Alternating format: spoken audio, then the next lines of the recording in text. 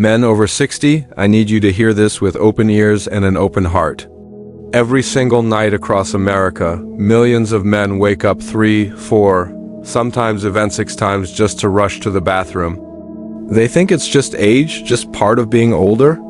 But the shocking truth is this. Those nightly struggles, that weak stream, that loss of energy and confidence are not inevitable. They are rarely warning signs from your prostate, and ignoring them can rob you of sleep, intimacy, and freedom. I'm Dr. Mohit Kara, a urologist and men's health specialist. For more than 3 decades, I've dedicated my career to helping men like you protect their prostate, restore their energy, and reclaim their dignity. I've walked this journey with thousands of patients, and I've seen the difference between those who take action early and those who wait until it's too late. Here's the paradox that might surprise you. One of the most protective habits for your prostate is the very one most men are embarrassed to talk about: regular sexual activity, including masturbation. For years, many believed it might cause harm, but new science reveals the opposite. It can actually shield your prostate from disease. That's only one piece of the puzzle. Today, I'll share with you 5 simple, evidence-based daily habits that can change the course of your health. They're not gimmicks. They're not expensive. They are powerful. Natural tools that can reduce inflammation, improve sleep, and even protect you against prostate cancer. And I promise by the end of this video, when I reveal the most misunderstood habit of them all, you'll see your prostate and your future in a whole new light. Before we get started, make sure to subscribe and turn on the notification bell so you never miss important health advice designed for men over 60. And if you find this video valuable, type 1 in the comments. If it doesn't resonate with you, type 0. Your feedback helps me create even better content for you. Now that you understand why these daily habits matter, let's begin with the very first one. It may seem simple, but it has the power to transform your nights and protect your prostate in ways most men overlook. I'm talking about the way you hydrate each day. Habit 1, hydrate the right way. Habit 1, hydrate the right way. When I sit across from a man in his 60s or 70s in my office, one of the first questions I ask is surprisingly simple. How much water do you drink in a day? More often than not, I hear the same answer. A shrug, a little laugh, and words like, "Not enough, doc. I drink when I feel thirsty."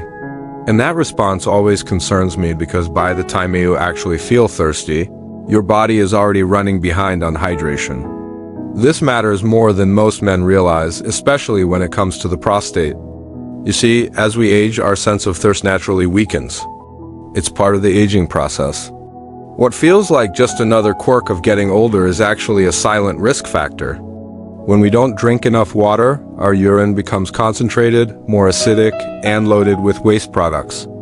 And where does that urine pass? Right through the delicate tissues of the bladder and prostate.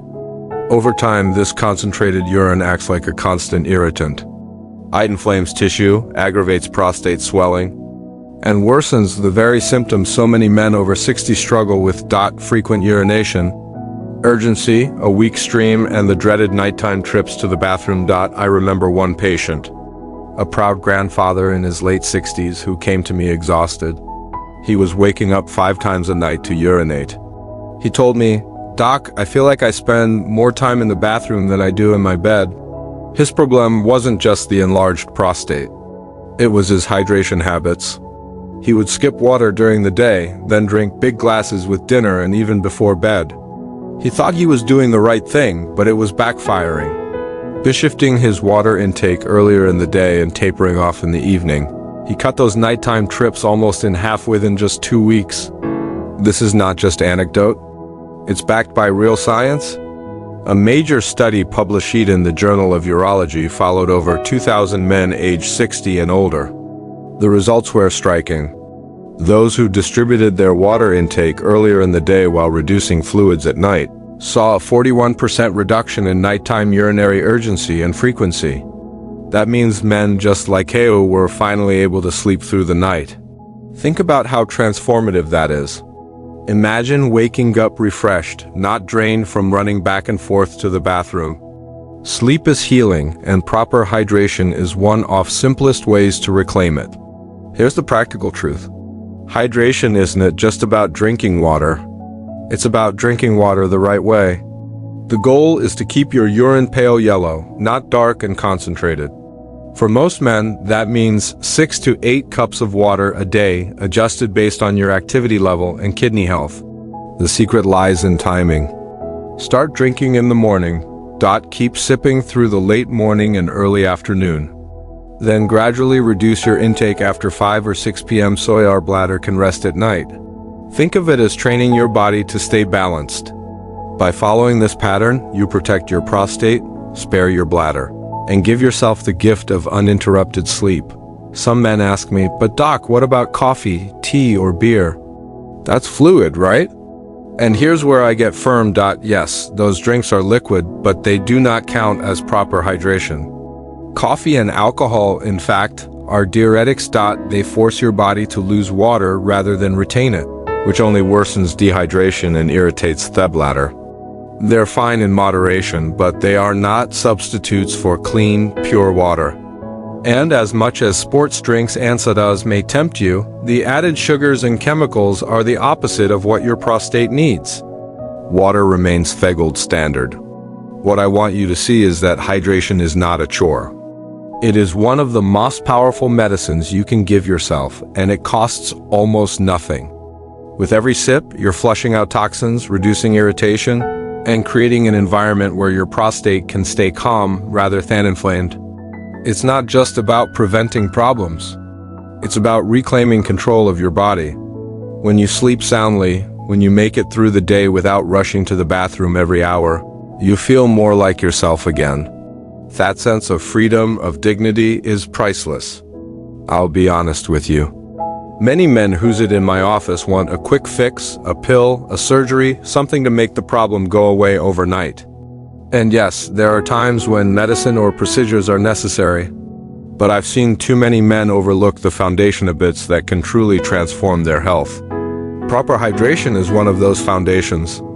It doesn't grab headlines. It doesn't sound dramatic. But the men who commit to it consistently are the ones who come back to me with a smile on their face and say, "Doc, I finally slept through the night." So, let me ask you, when was the last time you paid attention to your hydration? When was the last time you thought of water as medicine instead of just something to sip when you're parched? Starting today, I want you to treat water like a prescription. Write it down. Remind yourself. Make it part of your daily rhythm, because your prostate will thank you in ways you'll feel every single day. And here's the beauty of this journey. Hydration is just the beginning.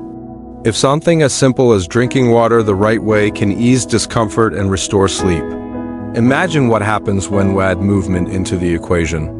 Because the next daily habit I'll share with you is about walking just 15 minutes after a meal. And it may be one of the most underestimated secrets to a healthier prostate and a stronger body. Let's dive into that next.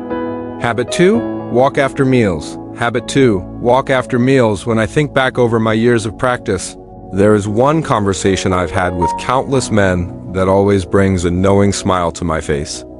I'll ask, "Do you walk after meals?" And nearly every time the man sitting across from me will shake his head and say something like, "Doc, I don't have the energy," or "I just want to sit down after dinner." I understand that instinct. After a long day, it feels natural to sink into a chair, maybe turn on the television and let your body rest. But here's the truth. That simple choice of staying still after a meal is costing your prostate more than you realize. Walking after meals is not about exercise in the way we usually think of it. It's not about burning calories or pushing your limits. It's about gently guiding your body into a state of balance, especially at a time when your system is under the most demand. When you eat, your blood sugar rises, your digestive system works harder, and your circulation slows as your body redirects energy to breaking down food. For younger men, that transition may not be noticeable, but for men over 60, that slowdown can create a cascade of problems, many of which land directly on the prostate. I remember one patient of mine, a man in his early 70s who had struggled for years with frequent urination, bloating, and fatigue. He was skeptical when I suggested a 10 to 15-minute walk after dinner. He laughed and said, "Doc, a walk isn't going to change my life." but he trusted me enough to try. 2 weeks later, he returned with a different tone. "I can't believe it," he said. "I feel lighter after meals. I'm sleeping better, and I'm not running to the bathroom as often." His face carried the look of a man who had rediscovered a part of himself he thought was lost. And the only change he made was that short, consistent walk after his evening meal. Science supports what my patients have shown me. Research from SA Paulo Medical School revealed that older men who regularly walked after meals had up to a 35% lower risk of developing moderate to severe prostate symptoms compared to those who remained sedentary.